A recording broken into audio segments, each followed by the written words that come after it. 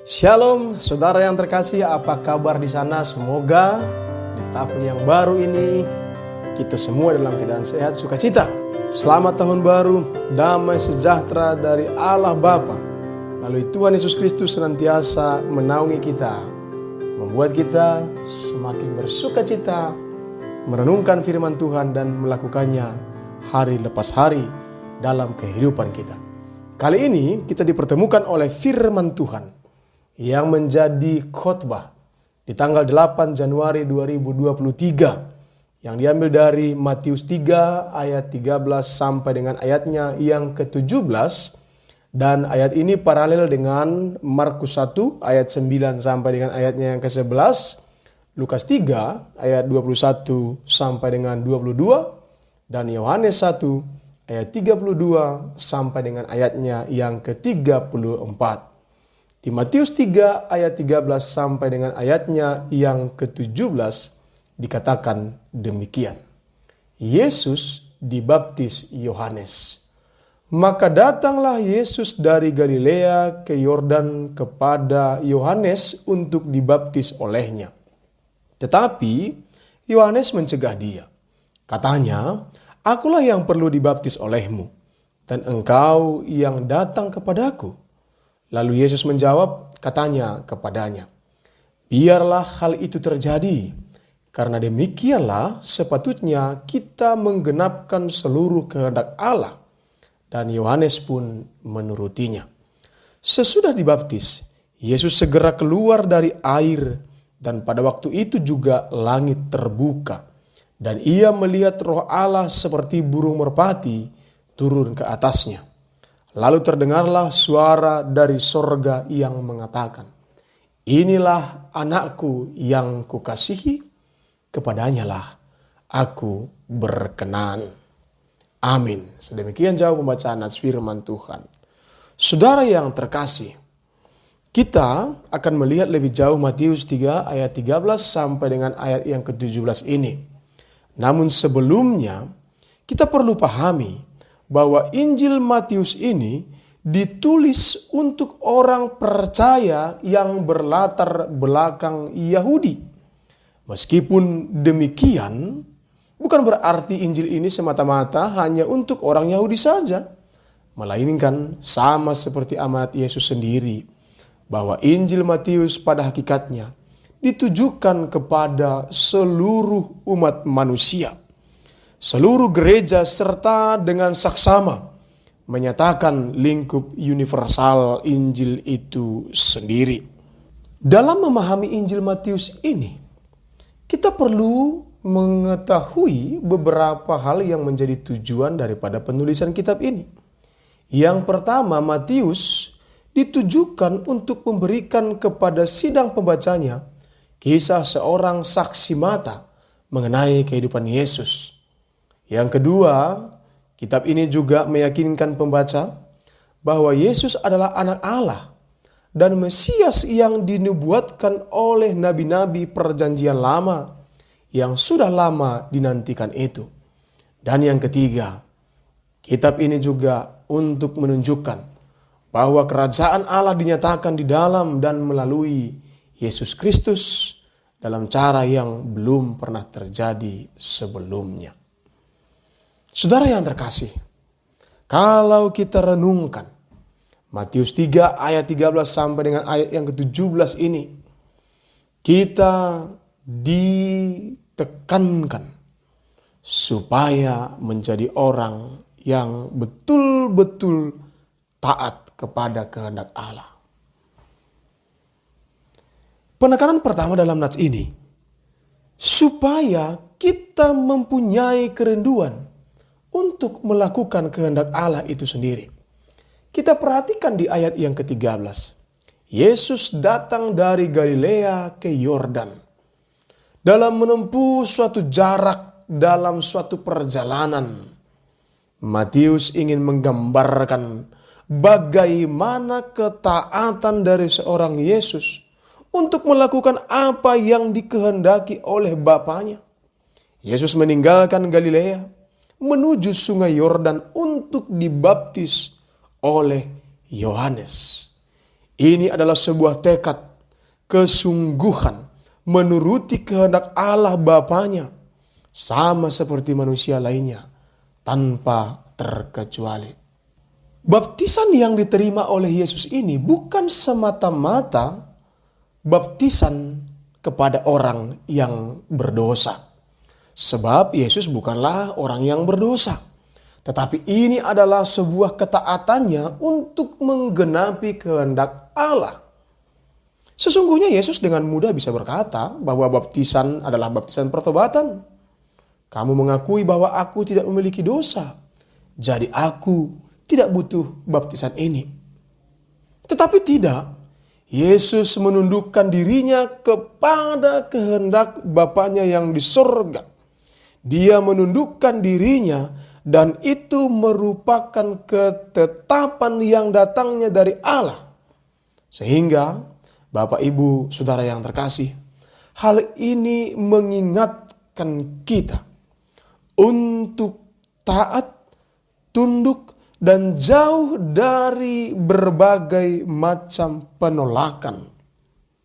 Sering sekali gereja pada zaman ini melakukan penolakan untuk tunduk, sehingga orang Kristen pada saat ini sepertinya menjadi orang yang beriman tanpa kuasa. Tidak ada sukacita dan keengganan untuk tunduk. Ini juga merupakan alasan mengapa Allah tidak memakai orang Kristen itu untuk mewujudkan kehendak Allah itu sendiri. Sehingga Bapak, Ibu, Saudara yang terkasih, melalui nats firman Tuhan ini kita semakin diingatkan untuk meneladani apa yang dilakukan oleh Yesus. Taat, tunduk pada kehendak Bapa yang di sorga. Yang kedua, di dalam ayat yang ke-15 kita bisa temukan bagaimana Yesus itu dalam ketaatannya sekaligus merendahkan dirinya. Dia berkata kepada Yohanes, biarlah hal itu terjadi, karena demikianlah sepatutnya kita menggenapkan seluruh kehendak Allah. Mengapa Yesus harus dibaptis oleh Yohanes? Yang pertama, ia menggenapkan seluruh kehendak Allah. Dia menyerahkan dirinya kepada Allah dan kepada kerajaannya. Sehingga dengan demikian, dia menggenapi tuntutan Allah yang benar. Yang kedua, Yesus menempatkan dirinya setara dengan orang berdosa sekalipun ia sendiri tidak berdosa dan tidak perlu bertobat dari dosa-dosa itu.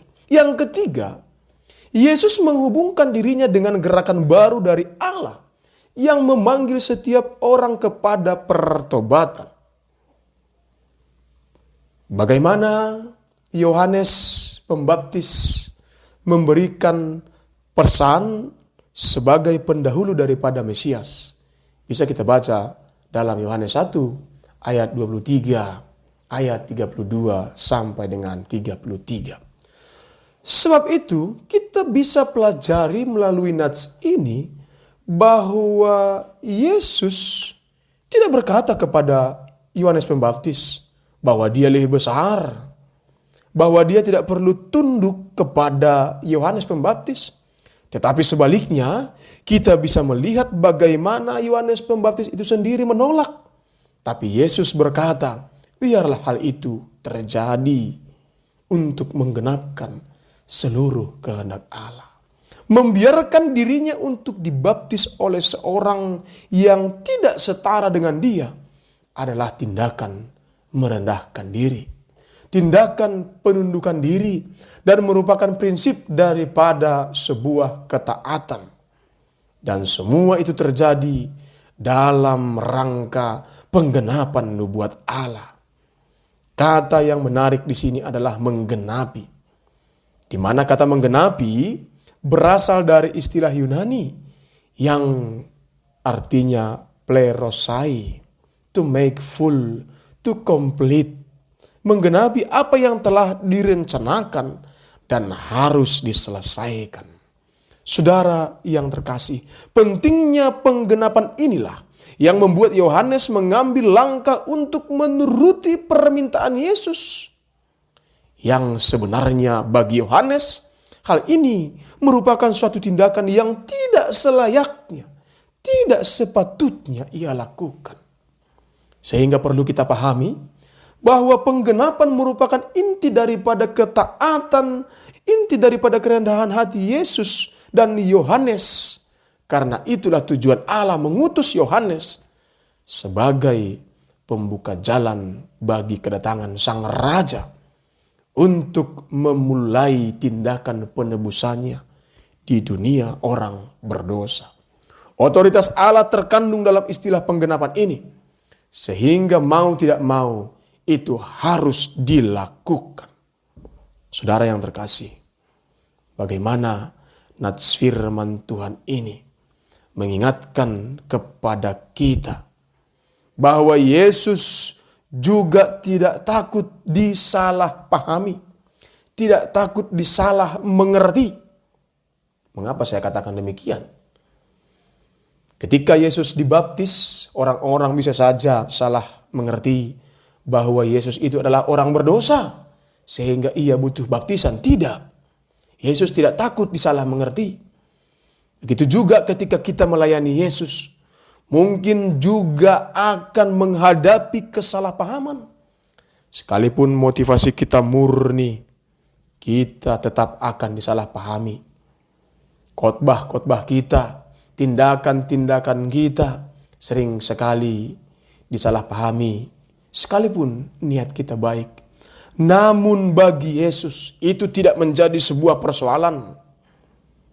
Yesus mengatakan, aku akan menerima baptisan ini karena aku mau menggenapi semua kebenaran Allah. Yesus sangat peduli pada kebenaran. Dan hal inilah, prinsip inilah yang perlu juga kita teladani. Bahwa ketika kita melayani Tuhan, kita tidak perlu takut untuk disalah mengerti. Sebab melayani Tuhan butuh ketaatan. Melayani Tuhan butuh kerendahan hati. Sungguh luar biasa sekali. Sehingga semakin kita renungkan bahwa anak Allah menerima baptisan dari seorang yang berdosa.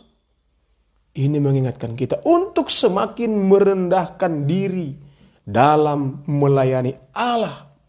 Sebab jika kita melangkah bersama dengan Allah, percayalah kepadanya bahwa kuasa firman Tuhan itu akan mengatasi segala kesalahpahaman.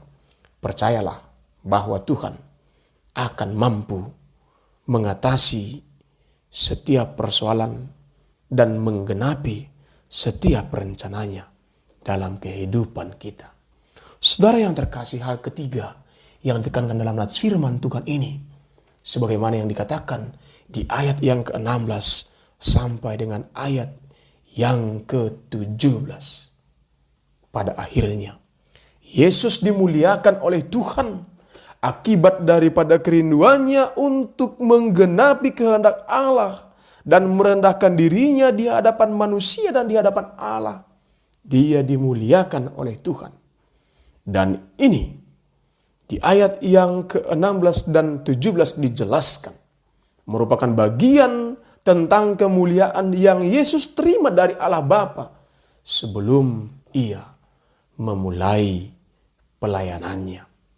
Hal itu dimulai dengan turunnya pribadi ketiga, yakni Roh Kudus dari Allah Tritunggal untuk memberikan kuasa kepada Yesus. Turunnya Roh Kudus merupakan suatu penglihatan yang luar biasa. Dan hal itu membawa Yohanes sampai kepada inti dari suatu pengenalan yang benar tentang Yesus, sesuai dengan yang difirmankan sebelumnya oleh Allah dalam Yohanes 1 ayat 32 sampai 33. Terlebih lagi, tujuan daripada Roh Kudus datang ke atas Yesus untuk memperlengkapinya dengan kuasa untuk melaksanakan karya penebusannya bagi dunia yang berdosa. Kemudian Allah menyatakan perkenanannya atas Yesus dengan suara yang terdengar dari sorga. Inilah anakku yang kukasihi. Kepadanyalah aku berkenan. Sehingga melalui pernyataan Bapa tersebut, keyakinan kita akan keilahian Yesus semakin kokoh. Sehingga setiap aspek hidup kita hanya berpusat kepada Dia. Bapak, Ibu, Saudara yang terkasih, ketaatan menuntut adanya semangat untuk melakukan kehendak Allah. Ketaatan menuntut kita untuk merendahkan diri kepada kehendak Allah dan tunduk di bawah kehendaknya. Sehingga kehendak kita ada di bawah daripada kehendak Allah itu sendiri. Dan melalui kita, kemuliaan Tuhan terpancar bagi orang-orang di sekitar kita. Melalui hidup kita, melalui pelayanan kita. Sebab Yesus telah melakukan semua itu. Dan Ia telah mendapat bagian yang penting dalam rencana Allah. Mari kita tunduk dalam ketaatan dan merendahkan hati dalam kehendak Allah dan meneladani apa yang telah dilakukan oleh Yesus, menggenapi seluruh rencana Allah dalam dunia ini, rencana Allah dalam kehidupan kita. Haleluya, Tuhan Yesus senantiasa menopang kita. Amin. Terima kasih ya Tuhan buat firman-Mu. Engkau telah menggenapi seluruh rencana Allah dalam dunia ini. Kami bersyukur atas itu. Dan itu memampukan kami untuk senantiasa taat dan merendahkan diri di hadapan Tuhan dan di hadapan sesama manusia, di hadapan dunia ini. Terpujilah Engkau dalam Kristus Yesus. Kami berdoa. Amin.